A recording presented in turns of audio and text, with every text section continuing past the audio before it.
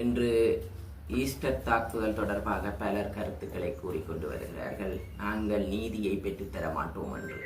ஆனால் நாங்கள் ஒன்றை கூறுகிறோம், ஈஸ்டர் தாக்குதல் தொடர்பான முழுமையான நீதியை எமது சட்டத்துறை ஊடாக பெற்றுக் கொடுப்போம். இன்று எமது பாதுகாப்பு அமைச்சர் அதற்கான அறிக்கைகளை சமர்ப்பித்துள்ளார். அதற்கான பூர்வாங்க வேலைகள் நிறைவடைந்த வண்ணமே உள்ளது. வெகு சீக்கிரமான குற்றவாளிகள் மக்கள் முன் பிரதிபலிக்கப்படுவார்கள் எமது அரசாங்கத்தால். நாங்கள் கூறிய அனைத்து விஷயங்களையும் எதிர்வருங்காலத்தில் நடைமுறைப்படுத்துவோம். தமிழ் மக்கள் முன்னிய காலத்தில் ஊடகவியலாளர் படுகொலை செய்யப்பட்டிருக்கிறார்கள். உதயன் காரியாலயத்தில் சென்று தாக்குதல் நடத்தியிருக்கிறார்கள். முந்தி ஊடக சுதந்திரங்கள் மறுக்கப்பட்டிருக்கிறது. ஊடகவியலாளர்களை விரட்டியிருக்கிறார்கள். பத்திரிகைகளை கொண்டு சென்றவர்களை கொளுத்தியிருக்கிறார்கள்.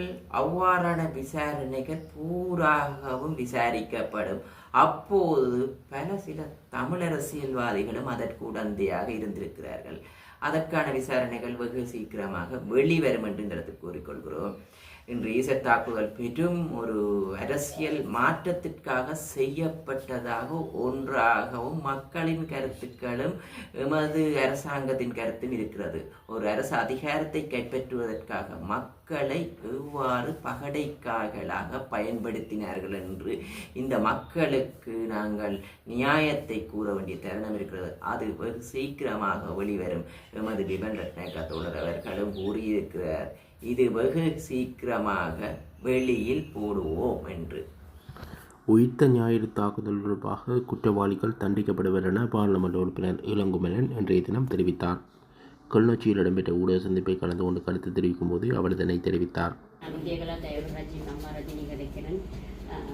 நான் கடந்த எங்களுக்கு கடந்த 14ஆம் தேதி எங்களுக்கு ஒரு காணொலியில் எங்கள் மகள் மட்டக்களப்பில் அரசியல் சர்வ மக்கள் கட்சி என்று தொடங்கி ஒரு அரசியல் தொடங்கியிருந்தால் அதால் வந்த பிரச்சனையால் அங்கே இருந்த பிள்ளையா நாங்களால் ஒரு பிரச்சனை வந்தபடியாக அவர் சிறையிலே அடைக்கப்பட வேண்டிய சூழ்நிலை வந்தது. கடந்த 2023 ஜனவரி மாதம் சிறையில் அடைக்கப்பட்ட எனது மகள் இன்னுமாக வெளியில் வரவில்லை.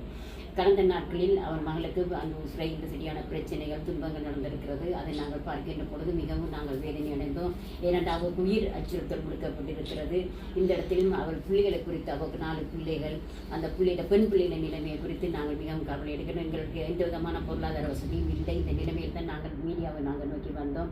இந்த நிலையில் எங்கள் இந்த பிரச்சனையை ஜனாதிபதிக்கு எட்ட வேண்டும். அவர் மகளுக்கு உள்ளுக்கு நடக்கிற பிரச்சனைகளுக்கும் சரியான தீர்வு கிடைத்து மகளை விடுதலையாக்கும்படியாகவும் எல்லா பிரச்சனையும் சமாதானத்தோடு இந்த பிள்ளைகள் இந்த இலங்கை தேசத்திலே வாழ ஜனாதிபதி அவர்களுக்கு உதவி செய்யும்படியாக கேட்டுக்கொள்கிறோம்.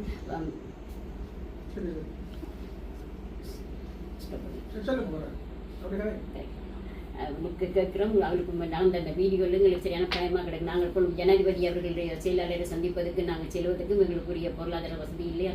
நிச்சயமாக இந்த பிரச்சனையை குறித்து நாங்கள் மகள் எங்கு இருக்கிறாள், என்ன செய்கிறாள், இப்போ எந்த நிலைமையில் இருக்கிறான்னு கூட எங்களுக்கு தெரியாது. இந்த 4 பிள்ளைகளும் எந்த டைமையும் அம்மா தாயாரை நோக்கி கதறி கொண்டு தான் இருக்கிறார்கள். அப்போ இந்த நிலைமையில் என்னால் இதுவும் செய்ய முடியாத நிலைமையில தான் நான் இன்றைக்கு உங்களோட தேடி வந்திருக்கிறேன். இதுக்கு நீங்கள் இந்த செய்தியை எவ்வளவு முடியுமோ பரவி இந்த செய்தி ஜனாதிபதிக்கு போய் அவர்களிடம் எங்களுக்கு நல்ல தீர்வு பெற எங்களுக்கு உதவி செய்ய முடியும் என்று தான் நான் பதில் மாட்டுக்கு நான் வந்திருக்கிறேன். Hello everyone, I'm Uday Class Typewriter's eldest daughter speaking. Today I came here due to one reason, that's my mom.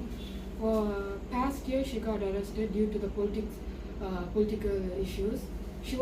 She started a political party called All People Party that was quite famous in Bettikal. She ran that party for almost 3 years. That time she came in issues with Pilayan. During that time he threatened her, life threats. And with that threat, she complained to the president that time, Ranil Wickremesinghe. Due to that time, he gave her protection, police protection to her house and to her. But even after that, he gave her live threats in Facebook and gave many false information on Facebook and threatened her. But after that, on January 14th last year, she got arrested on a case she didn't know that existed.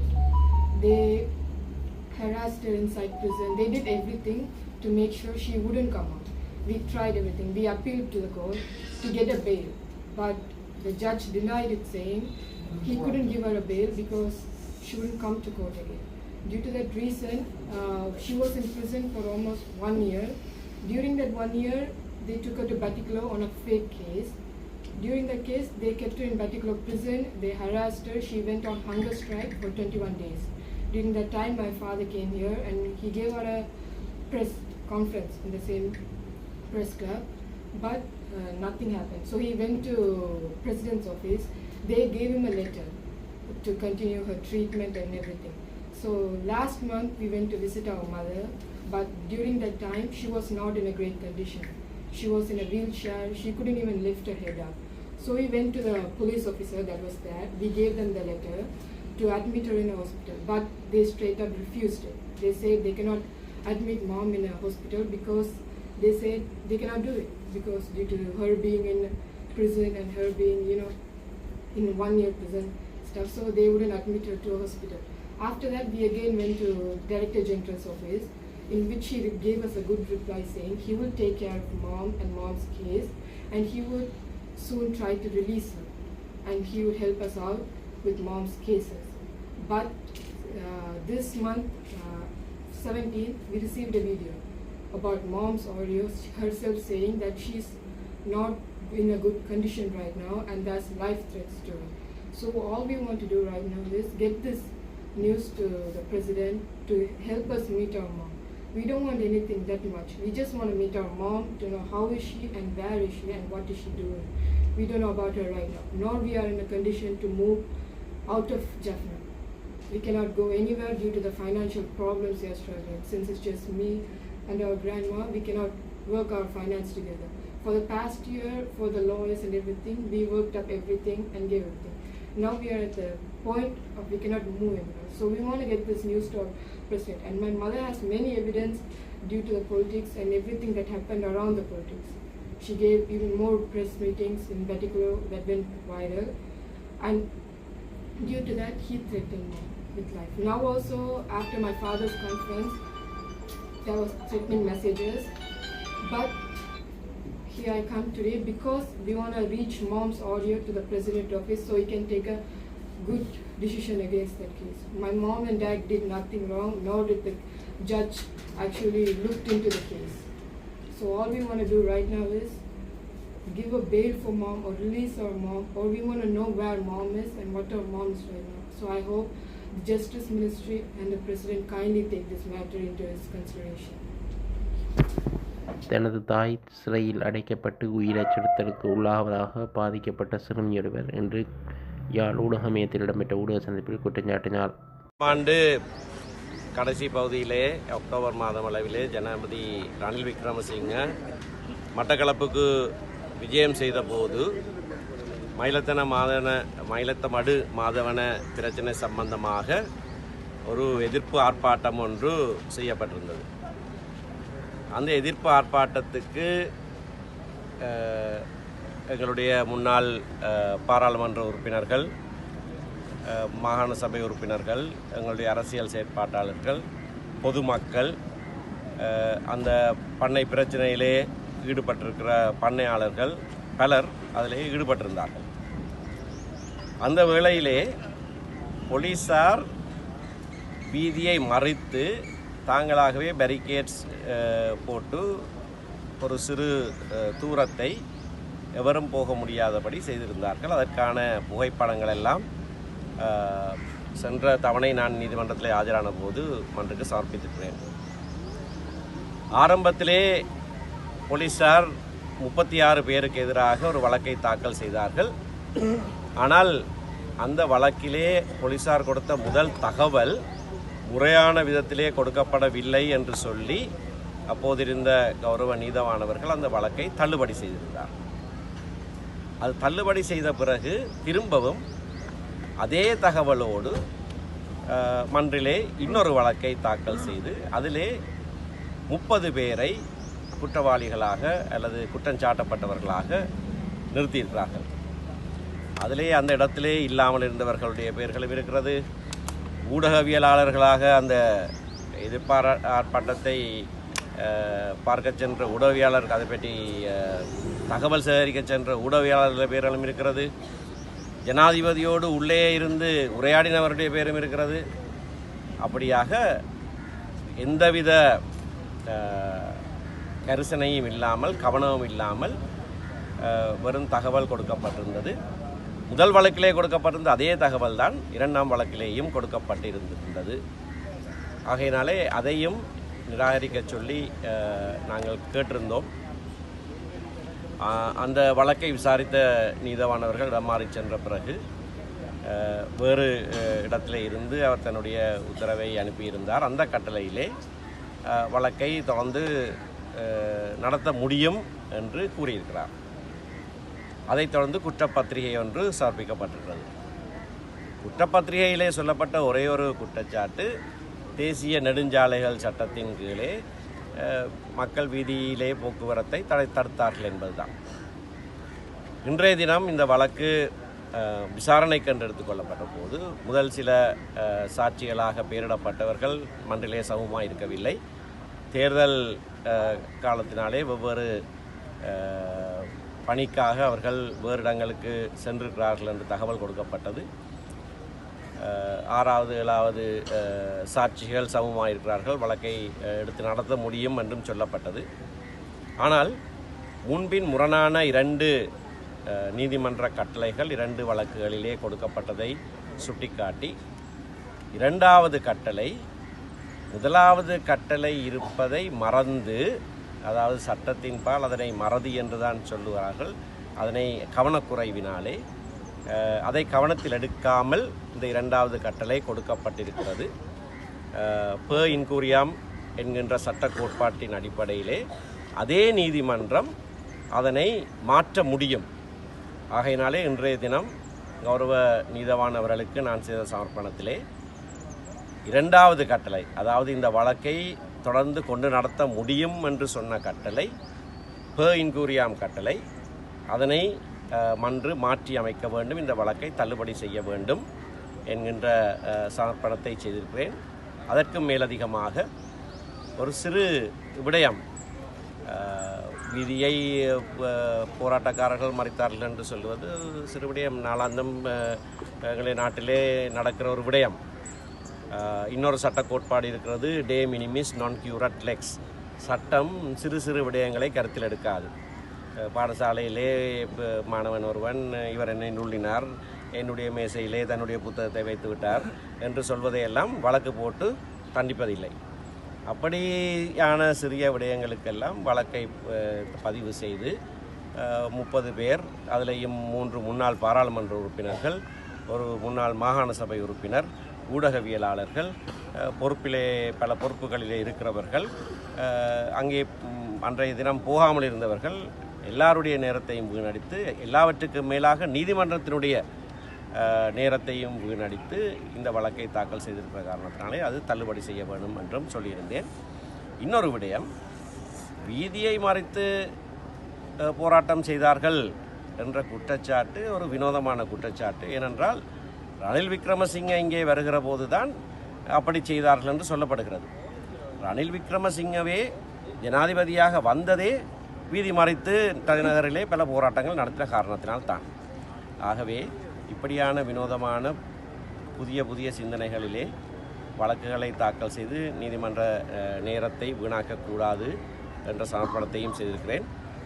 என்னுடைய சமர்ப்பணங்களை செவிமடுத்த கௌரவ நீதவானவர்கள் வருகிற April மாதம் 30ஆம் தேதிக்கு இது சம்பந்தமான ஒரு கட்டளையை இடுவதாக வழக்கை ஏப்ரல் 30ஆம் தேதிக்கு தேதியிட்டிருக்கிறார். யாழ்ப்பாண பல்கலைக்கழக கலைப்பீட பழைய மாணவர் சங்கத்தின் ஏற்பாட்டில் இன்றைய தினம் நடைபவனி ஒன்று முன்னெடுக்கப்பட்டது. உள்ளூராட்சி தேர்தல் காலம் என்றபடியால் பேரணி மற்றும் நடைபவனியில் ஈடுபடுவதற்கு போலீசார் கட்டுப்பாடுகளை விதித்தமை குறிப்பிடத்தக்கது.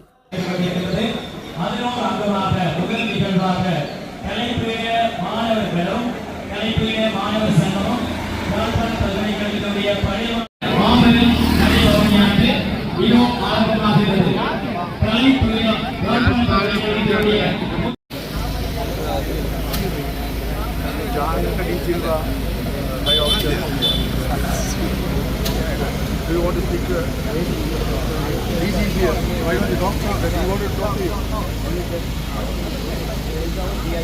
Yeah, he has been informed to the DIG. Yeah. That's what we are waiting for.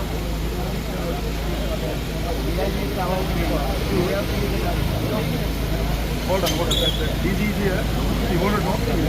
Just. Okay. They said that once the information getting from the DIG, right, thank you. DIG inform me, so the DIG will call you. Hello.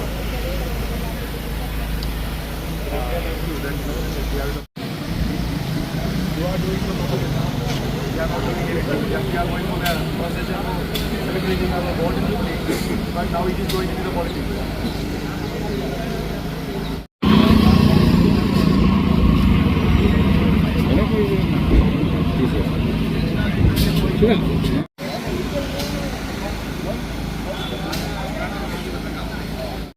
அனைவருக்கும் வணக்கம்.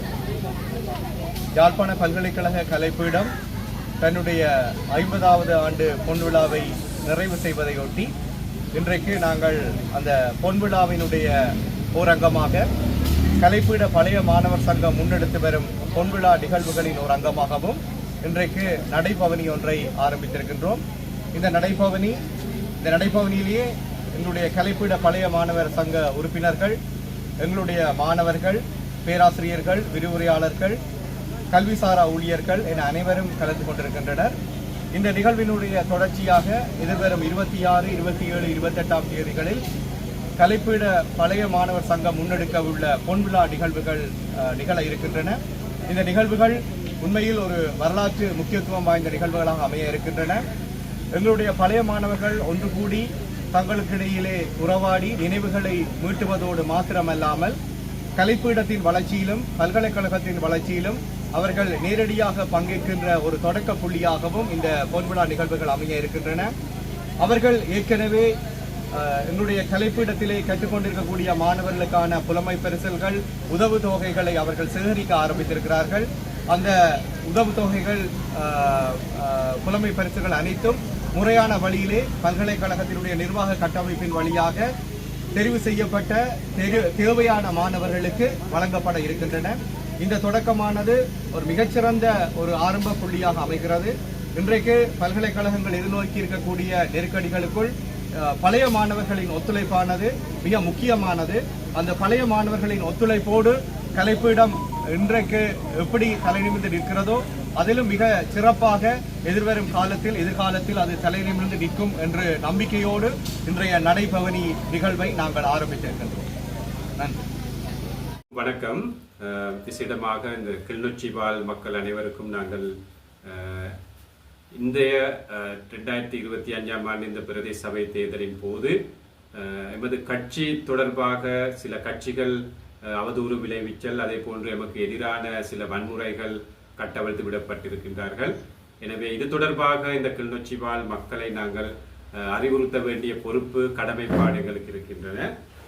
எனவே அது தொடர்பாக மக்களை அறிவுறுத்துவதற்காகத்தான் இன்றைய இந்த செய்தியாளர் மாநாட்டை நாங்கள் ஏற்பாடு செய்திருந்தோம். இதில் கிளிநொச்சி மாவட்டத்தின் தேசிய மக்கள் சக்தியின் அமைப்பாளர் என்ற அடிப்படையிலே நானும் கருத்து தெரிவித்தேன். அதே போன்று இந்த நேரத்திலே எம்முடன் இணைந்து கொண்டு இந்த செய்தியாளர் மாநாட்டில் கலந்து கொண்டிருக்கின்றார் விசேடமாக யாழ் மாவட்டத்தில் தேசிய மக்கள் சக்தியின் பாராளுமன்ற உறுப்பினர் நமது இளங்குமரன் தோழர் அவர்கள். அதே போன்று இம்முறை பிரதேச சபை தேர்தலின் போது கரைச்சி பிரதேச சபையிலே முதன்மை வேட்பாளராக இந்த முறை போட்டியிடும், எமது கட்சி சார்பாக போட்டியிடும் அன்பார்ந்த சபாரட்னம் தோழர். நாங்கள் 3 பேரும் இந்த செய்தியாளர் மாநாட்டிலே கலந்து கொள்கின்றோம். விசேடமாக நான் முதலில் சொன்னதை போன்று இந்த செய்தியாளர் மாநாட்டை நாங்கள் ஏற்பாடு செய்தது, நாங்கள் தற்போது வெற்றியடைவோம், இந்த பிரதேச சபைகளின் அதிகாரத்தை கைப்பற்றுவோம் என்பது இப்போ உறுதியாகி வருவது யாருக்கும் நிராகரிக்க முடியாது. அந்த வகையிலே இந்த பிரதேச சபைகளை கடந்த காலங்களிலே ஆட்சி புரிந்த சில கட்சிகள் இருக்கின்றன. அந்த கட்சிகளுக்கு இப்போ அவர்கள் உணர்ந்திருக்கின்றார்கள், அவர்களுக்கு இந்த முறை அந்த அதிகாரம் கிடைக்க மாட்டாது, தோல்வியில் தான் அவர்கள் இந்த பயணத்தை முடிவுக்கு கொண்டு வர வேண்டும் என்ற அந்த அச்சம், பயம், அந்த பீதி போன்றவை தங்களை தாக்கிக் கொண்டு இருக்கின்றது.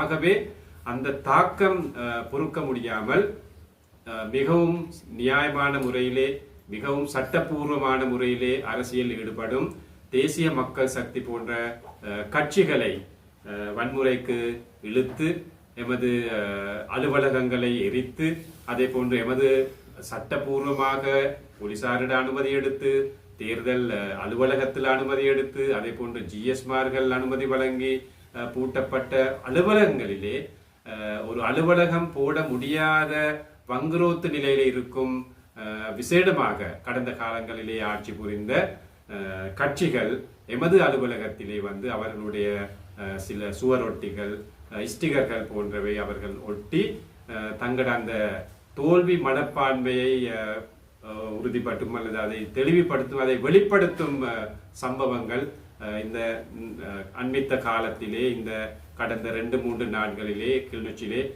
விசேடமாக கரைச்சி பிரதேச சபையிலே இடம்பெற்று வருகின்றன. அப்ப அதனால் இப்ப நாங்கள் நேற்றைய முன்தினம் முரசுமோட்டை என்ற பகுதியில் எமது அந்த உத்தியோகபூர்வமாக அனுமதி எடுத்து நாங்கள் பூட்டப்பட்டிருந்த அலுவலகம் விசேடமாக இந்த கிளிநொச்சி மாவட்டத்திலே இருக்கும் பாராளுமன்ற ஒரு உறுப்பினர் கடந்த காலங்களிலே ஆட்சியில் இருந்த பாராளுமன்ற உறுப்பினர் ஒருத்தர் காடையர்கள் அல்லது அடியாட்கள் சேர்ந்து எமது அந்த அலுவலகத்தை எரிப்பதற்கு முயற்சி எடுத்து எரித்து சில அழிவுகளை செய்திருக்கின்றார்கள். நாங்கள் அதற்கு சட்ட ரீதியாக நடவடிக்கை எடுப்பதற்காக அந்த சட்டத்துறை சார்ந்த போலீசாருக்கு நாங்கள் முறைப்பாடு செய்து அந்த நடவடிக்கைகள் தற்போது நாங்கள் முன்னெடுத்து போகின்றோம். இதில் நாங்கள் கூற வேண்டும் ஏனென்றால் நான் முதலில் கூறியதை போன்று இந்த தோல்வியை பொறுக்க முடியாமல் என்னென்றால் இந்த தோல்வி என்பது வெறுமனே ஒரு தோல்வி அல்ல. அவர்களுக்கு ஒரு பக்கத்திலே அவர்கள் இதுநாள் வரையும் அந்த பிரதேச சபை போன்ற இடங்களிலே அல்லது வேறு மக்கள் பிரதிகள் இருக்கும் நிறுவனங்களின் அதிகாரத்தை வைத்துக் கொண்டு வந்தார்கள். அந்த காலகட்டத்தில் கிளிநொச்சி வாழ் மக்கள் அனைவருக்கும் தெரியும், அவர்கள் சாதாரண மக்களுக்கு எந்த ஒரு சேவையும் ஆற்றவில்லை.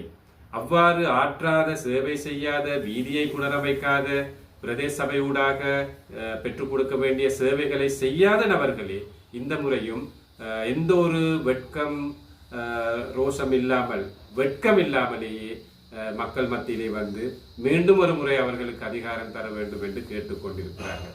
ஆனால் இன்று மக்கள் உணர்ந்திருக்கின்றார்கள், தமிழ் மக்களுடைய உரிமைகளை வென்றெடுக்க முடிவதும் பிரதேசத்தின் அபிவிருத்திகளை முன்னெடுக்க முடிவதும் இன்றைக்கு தேசிய மக்கள் சக்திக்கு மட்டும்தான், அல்லது அனுர திசாநாயக்க ஜனாதிபதியாக இருக்கும் இந்த அதிகாரத்திற்கு மட்டும்தான் என்று இன்று கிளிநொச்சி வாழ் மக்கள் நன்றாக, ஒரு நாட்டிலுமே மக்கள் உணர்ந்து கொண்டிருக்கும் அந்த நிலை கிளிநொச்சி மக்களும் இன்று நன்றாக உணர்ந்து தேசிய மக்கள் சக்திக்கு வாக்களிக்க மக்கள் முன் வருகிறார்கள். ஆகவே அவர்களது தோல்வி என்பது வெறுமனே ஒரு தோல்வி அல்ல. கடந்த காலங்களிலே இந்த நிறுவனங்களிலே ஊழல் மோசடிகள் செய்திருப்பார்கள், மக்களுடைய பணத்தை சூறையாடி இருப்பார்கள், வீண்விரயம் செய்திருப்பார்கள். இவற்றுக்கு எதிராக கட்டாயமாக நாங்கள் ஆட்சி அமைத்ததன் பின்பு விசேடமாக இந்த கரைச்சி, அதே போன்று பூநகரி, பச்சிலைப்பள்ளி ஆகிய பிரதேச சபைகளிலே நாங்கள் அதிகாரம் வென்றதன் பின்பு இவற்றுக்கு எதிராக நாங்கள் சட்டப்பூர்வமான ஆய்வுகள், விசாரணைகள் நடத்துவோம். அவ்வாறு நடத்தும் போது இந்த ஊழல் மோசடி செய்தவர்களுக்கு எதிராகவும் சட்ட நடவடிக்கைகள் எடுக்கப்படும். ஆகவே அந்த சட்ட நடவடிக்கைகளுக்கு முகம் கொடுப்பது அவர்களுக்கு இலகுவான காரியம் அல்ல. அப்ப அந்த தோல்வி அவர்களுக்கு ஒரு அச்சத்தை ஏற்படுத்தும். அதே போன்றுதான் இங்கு இருக்கும் பாராளுமன்ற உறுப்பினர் உள்ளிட்ட அனைவருமே வெளிநாடுகளில் இருக்கும், உண்மையிலே தமிழ் தேசியத்தை நேசிக்கும், உண்மையிலே அந்த தமிழர்களுடைய விடுதலை நேசிக்கும் நிறைய பேர் வெளிநாடுகளில் இனியில்லாத கஷ்டங்களுக்கு முகம் கொடுத்து உழைத்து காசு சம்பாதித்து இந்த தலைவர்களுக்கு அனுப்பிய வண்ணம் இருக்கிறார்கள். ஆகவே இந்த தமிழ் தேசியவாதிகளுக்கு அனுப்பி கொண்டிருக்கிறார்கள். இந்த தோல்வி என்பது மக்களுடைய ஆதரவு இல்லாமல் போகும்போது இந்த நிதிகள், இந்த நிதி உதவிகள் அவர்களுக்கு சற்று குறைஞ்சு கொண்டு போய் இப்பவே குறைஞ்சு கொண்டிருக்கு. எதிர்வரும் காலங்களில் இந்த நிதி அவர்களுக்கு கிடைக்காமல் போகும். ஆகவே இனியும் இந்த தேசியங்களை வைத்து, தேசியத்தை கதைத்து, தமிழ் மக்களுடைய விடுதலை கதைத்து, இவர்கள் செய்தது அது மட்டும்தான். கதைத்து அவர்களுடைய அரசியலை செய்து கொண்டு போனதுதான் அவர்கள் செய்த ஒரே ஒரு காரியம்.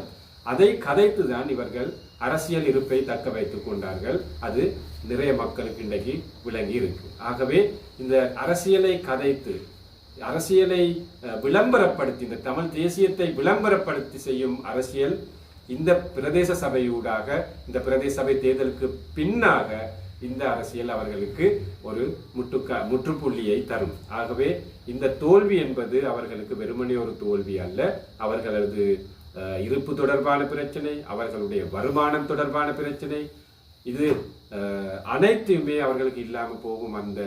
அந்த அச்சம் பீதி தான் அவர்களை இவ்வாறான நியாயமான சட்டப்பூர்வமாக அரசியல் செய்யும் தேசிய மக்கள் சக்தி என்ற எமது கட்சிக்கு எதிராக அவர்கள் இந்த வன்முறைகளை கட்டவிழ்த்து விடுகின்றார்கள். நாங்கள் ஒன்று கூற விரும்புகின்றோம். இந்த வன்முறைகளை செய்து சின்ன சின்ன சம்பவங்களூடாக எமது அரசியல் நிப்பாட்டுவதற்கு யாராவது முயற்சி எடுப்பார்களே ஆனால் அவர்களுக்கு நாங்கள் கூற விரும்புகின்றோம், இவ்வாறான சின்ன சின்ன நுண்ணல்கள் அல்ல, சின்ன சின்ன சம்பவங்கள் அல்ல, இதற்கு முதல்லையும் இதை விட நிறைய சம்பவங்களுக்கு முகம் கொடுத்த ஒரு கட்சி மக்கள் விடுதலை முன்னணி, இப்ப அமைத்திருக்கும் தேசிய மக்கள் சக்தி. ஆகவே இதை விட நிறைய சம்பவங்கள், அடக்குமுறைகள், ஒடுக்குமுறைகள், கொலைகள் எல்லாமே எங்களுக்கு எதிராக வந்த நேரத்தில் கூட நாங்கள் இந்த அரசியலை மக்களுக்கு ஒரு சிறப்பான ஒரு சமுதாயத்தை அமைக்கும் அரசியலை நாங்கள் ஒருபோதும் கைவிடவில்லை. ஆகவே இன்று நாங்கள் அந்த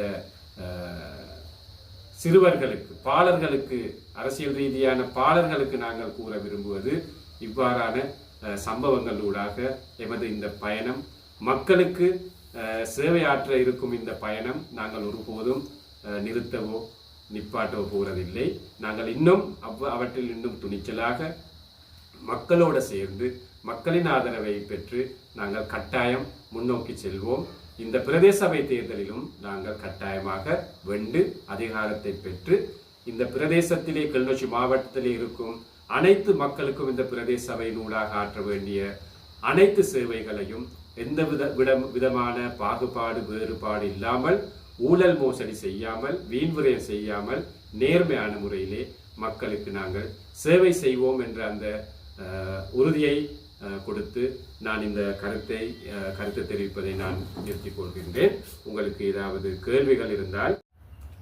இன்று ஈஸ்டர் தாக்குதல் தொடர்பாக பலர் கருத்துக்களை கூறிக்கொண்டு வருகிறார்கள். நாங்கள் நீதியை பெற்றுத்தர மாட்டோம் என்று. ஆனால் நாங்கள் ஒன்றை கூறுகிறோம், ஈஸ்டர் தாக்குதல் தொடர்பான முழுமையான நீதியை எமது சட்டத்துறை ஊடாக பெற்றுக் கொடுப்போம். இன்று எமது பாதுகாப்பு அமைச்சர் அதற்கான அறிக்கைகளை சமர்ப்பித்துள்ளார். அதற்கான பூர்வாங்க வேலைகள் நிறைவடைந்த வண்ணமே உள்ளது. வெகு சீக்கிரமான குற்றவாளிகள் மக்கள் முன் பிரதிபலிக்கப்படுவார் எமது அரசாங்கத்தால். நாங்கள் கூறிய அனைத்து விஷயங்களையும் எதிர்வருங்காலத்தில் நடைமுறைப்படுத்துவோம். தமிழ் மக்கள் முன்னிய காலத்தில் ஊடகவியலாளர் படுகொலை செய்யப்பட்டிருக்கிறார்கள். உதயன் காரியாலயத்தில் சென்று தாக்குதல் நடத்தியிருக்கிறார்கள். முந்தி ஊடக சுதந்திரங்கள் மறுக்கப்பட்டிருக்கிறது. ஊடகவியலாளர்களை விரட்டியிருக்கிறார்கள். பத்திரிகைகளை கொண்டு சென்றவர்களை கொளுத்தியிருக்கிறார்கள். அவ்வாறான விசாரணைகள் பூராகவும் விசாரிக்கப்படும். அப்போது சில தமிழ் அரசியல்வாதிகளும் அதற்கு உடந்தையாக இருந்திருக்கிறார்கள். அதற்கான விசாரணைகள் வெகு சீக்கிரமாக வெளிவரும் என்று கூறிக்கொள்கிறோம். இன்று ஈஸ்டர் தாக்குதல் பெரும் ஒரு அரசியல் மாற்றத்திற்காக செய்யப்பட்டதாக ஒன்றாகவும் மக்களின் கருத்துக்களும் எமது அரசாங்கத்தின் கருத்தும் இருக்கிறது.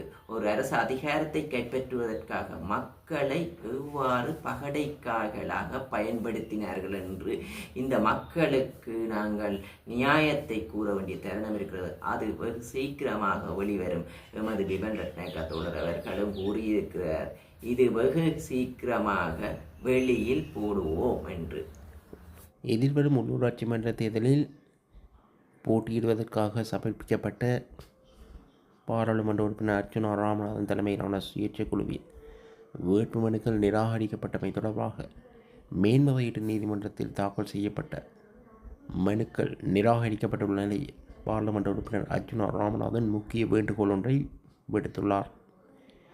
இதன்படி தாங்கள் போட்டியிடுகின்ற ஒரு சில சபைகளை தவிர ஏனைய சபைகளில் தாங்கள் கஜேந்திரகுமார் பொன்னம்பலம் தலைமையிலான சைக்கிள் சின்னத்துக்கு ஆதரவு வழங்க முடிவெடுத்துள்ளதாக தெரிவித்துள்ளார்.